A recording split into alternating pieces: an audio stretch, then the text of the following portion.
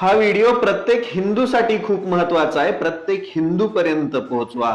Bhajap party नकली हिंदुत्व दाखवून सत्तेमध्ये आली आणि यांचं आता पितळ उघडं पडायला लागले. काल परवाच्या घटना तुम्ही बघताच. मुळातच शंकराचार्य म्हणजे काय हे प्रत्येकाला पडलेला प्रश्न आहे. तेच आपण या व्हिडिओमध्ये सविस्तर समजून घेऊया. लक्षपूर्वक ऐका. शंकराचार्य म्हणजे हिंदू धर्मातील एक सर्वोच्च आध्यात्मिक गुरु किंवा आचार्य, ज्यांनी शंकराचार्याची स्थापना केलेल्या 4 प्रमुख मठांचे, ते मठ कोणते? शृंगेरी, पुरी, द्वारका, ज्योतिर्मठ, प्रमुख म्हणून अद्वैत वेदांताच्या तत्वज्ञानाचा प्रसार करतात. हिंदू धर्माची आचार्य परंपरा पुढे चालवतात, जे धर्माचे संरक्षक व मार्गदर्शक असतात. आता आदि शंकराचार्य कोण?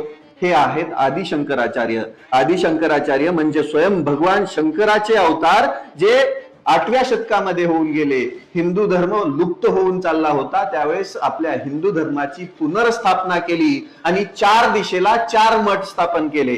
आता त्यामधला पहिला मठ येतो दक्षिणेमध्ये, दक्षिण मठ श्री शारदा पीठम शृंगेरीला. त्याचे जगद्गुरु आहेत शंकराचार्य विदुशेखर भारती. याचा वेद आहे यजुर्वेद. त्यानंतर दुसरा मठ आहे, हा तो मठ.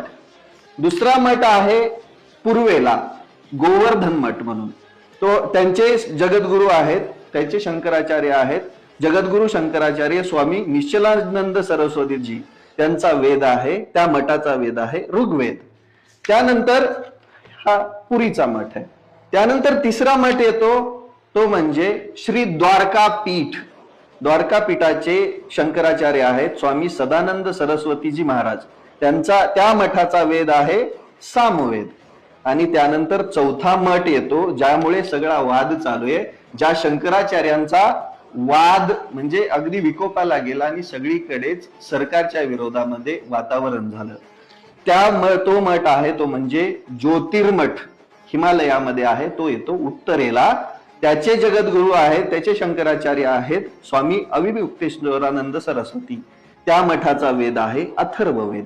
आता हे 4 दिशेला 4 मठ स्थापन करण्याचं कारण म्हणजे आपल्या हिंदू धर्माचा प्रसार आणि प्रचार करण्यासाठी. आणि शंकराचार्य म्हणजे स्वतः भगवान शंकराचे अवतार होते. त्यांनीच आपल्या धर्माची पुनर्स्थापना केली. आपल्या धर्माला अद्वैत तत्वज्ञान सांगितलं, त्याची स्थापना केली आणि त्याच्याच याच्यावरती 4 मठ स्थापन करून आपल्या हिंदू धर्माचं रक्षण करण्यासाठी हे 4 पीठ स्थापन केलेत.